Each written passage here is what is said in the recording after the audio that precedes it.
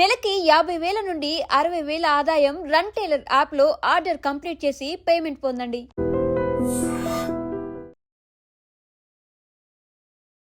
రెండు తెలుగు రాష్ట్రాల్లో ఉగ్రవాదం అనే పదం విన్నప్పుడల్లా మనకు తెలుసు ఈ ఉగ్రవాదులకు సంబంధించిన లింకులు ఖచ్చితంగా పాత బస్తీ హైదరాబాద్ కేంద్రంగానే ఎక్కువగా మనకు వినిపిస్తూ ఉంటుంది. అట్లాగే ఎన్ఐఏ అధికారులు కూడా చాలా ప్రాంతాల్లో కూడా సేకరణ చేసినప్పుడు కానీ ఇన్ఫర్మేషన్ గ్యాదర్ చేసినప్పుడు కూడా ఎక్కువగా హైదరాబాద్ పాత బస్తీలోనే వీటి మూలాలు కనిపిస్తూ ఉంటాయి.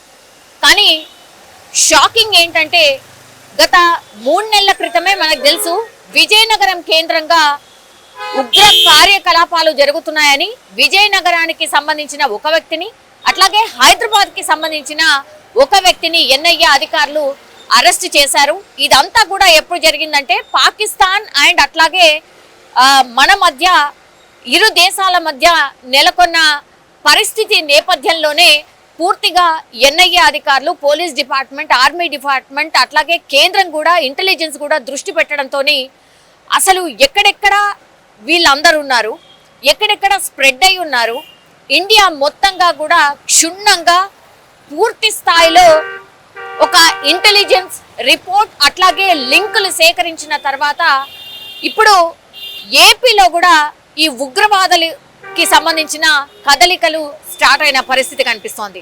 సో 2-3 నెలల క్రితం విజయనగరంలో ఒక వ్యక్తిని అట్లాగే హైదరాబాద్కి సంబంధించిన ఒక వ్యక్తిని అరెస్ట్ చేసిన తర్వాత ఇప్పుడు తాజాగా కడప జిల్లా కేంద్రంగా ఉగ్రవాద కదలికలు కనిపించడంతో ఒక్కసారిగా ఉలిక్కి పడినటువంటి పరిస్థితి. కడప జిల్లా రాయచోటిలో 2 ఉగ్రవాదులు ఆల్రెడీ అంటే కడపలో నివాస ప్రాంతాలు ఏర్పరచుకొని వాళ్ళ ఫ్యామిలీస్ని కూడా ఇక్కడే ఉండి ఒకళ్ళేమో చీరల వ్యాపారం ఇంకొకళ్ళేమో కిరాణా వ్యాపారం నడుపుకుంటూ పూర్తిగా ఉగ్రవాదులతోని చేతులు కలిపి వాళ్లకు పూర్తి స్థాయిలో ఇక్కడ ఉన్నటువంటి ఇన్ఫర్మేషన్ చేరవేయడమే కాకుండా ఇక్కడ పెద్ద స్థాయిలో బ్లాస్టింగ్కి ప్లాన్ చేసినట్టుగా ఇప్పుడు పోలీసుల విచారణలో బయటపడ్డటువంటి సిచ్యువేషన్.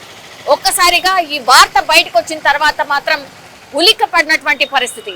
ఎందుకంటే వీళ్ళు తయారు చేసే బాంబ్స్ ఎట్లాంటివి అంటే ఒక 30 కిలోమీటర్ల రేడియస్ వరకు కూడా జనాలు ఎవరైతే ఉంటారో వాళ్ళు పెద్ద ఎత్తున చనిపోయే విధంగా బాంబ్ బ్లాస్ట్ ని ఆర్ బాంబ్స్ ని తయారు చేసే విధంగా ఇప్పుడు నేను చెప్పినటువంటి వీళ్ళిద్దరు ఎవరైతే కడప జిల్లా రాయచోటిలో పట్టుబడ్డారో వాళ్ళు చెప్తున్నటువంటి ఇన్ఫర్మేషన్ ఇప్పుడు విస్తుపోయేలా చేస్తోంది ఆర్ షాక్ కి గురి చేస్తోంది అనుకోవచ్చు.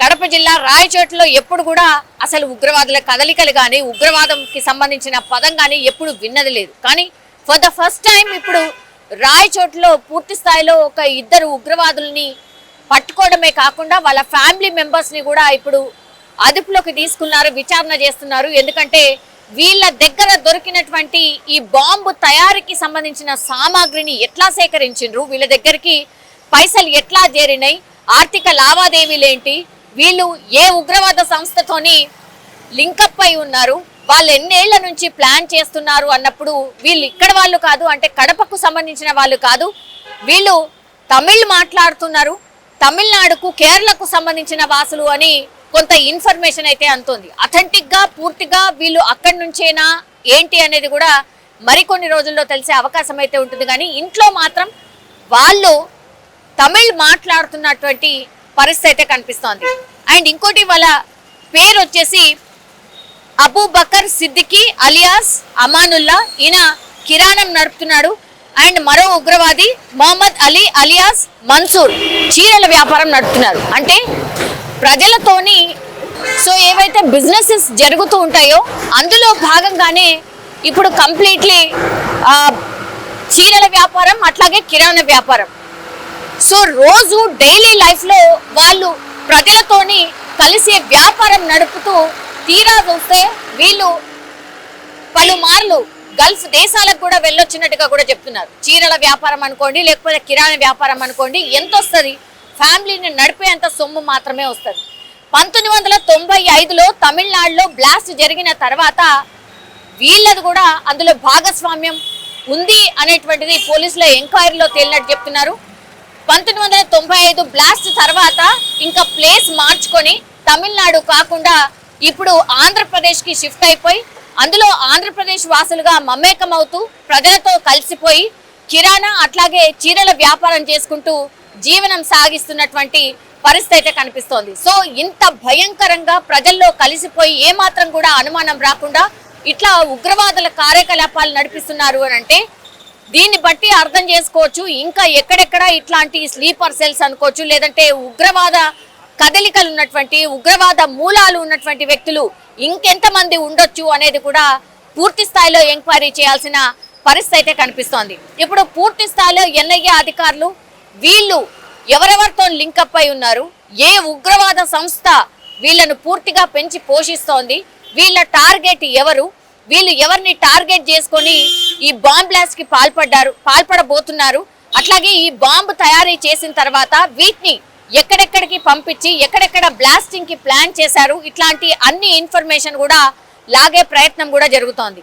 20 ఏళ్ల నుంచి కడప జిల్లా రాయచోటిని స్థిరపడ్డారు కాబట్టి ఇప్పుడు వాళ్ళ ఫ్యామిలీ మెంబర్స్ కి పూర్తి స్థాయిలో ఇన్ఫర్మేషన్ తెలుసా అంటే వాళ్ళ భార్యలు కావచ్చు, పిల్లలు కావచ్చు, వాళ్ళకేమైనా ఇన్ఫర్మేషన్ తెలుసా, వాళ్ళ హస్బెండ్ ఏం చేస్తున్నాడు ఏంటి అనే ఇన్ఫర్మేషన్ తెలుసా, ఇప్పుడు తమిళనాడు అట్లాగే కేరళకు సంబంధించిన వాసులు అని చెప్తున్నారు కాబట్టి వీళ్ళు అక్కడి వాళ్ళతోని ఏమైనా ఇంకా కూడా వాళ్ళ రిలేటివ్స్ అనుకోండి లేకపోతే ఇంకా అక్కడైనా ఎవరైనా ఉన్నారా, ఇట్లా అన్ని విషయాల మీద పోలీసులు అయితే ఆరా తీస్తున్నటువంటి పరిస్థితి అయితే కనిపిస్తోంది.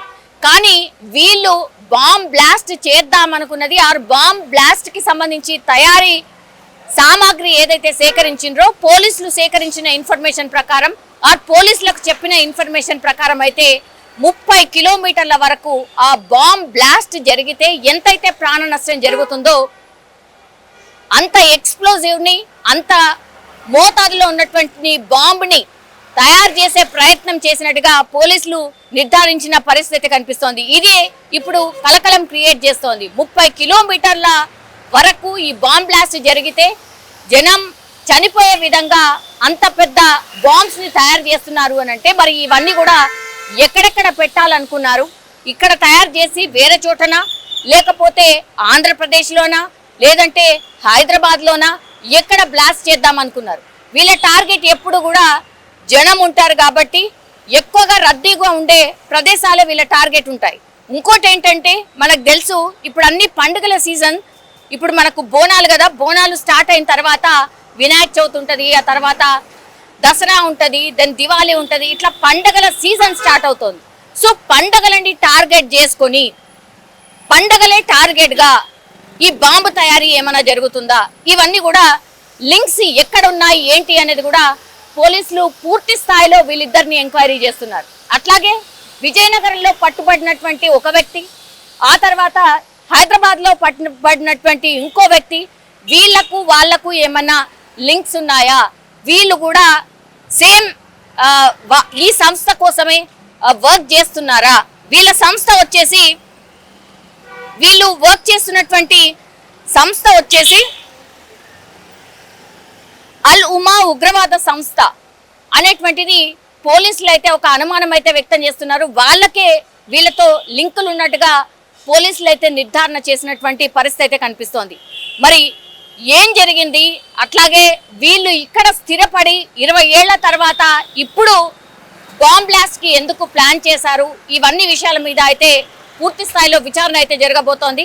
కానీ చూడాలి మరి కడప రాయచోటిలో వీళ్ళు ఇన్నేళ్ల పాటు ఉంటూ ఇంత యాక్టివ్ గా ఇప్పుడు బాంబ్ బ్లాస్ట్లకు ఎందుకు ప్లాన్ చేశారు అనేది ఒకటి.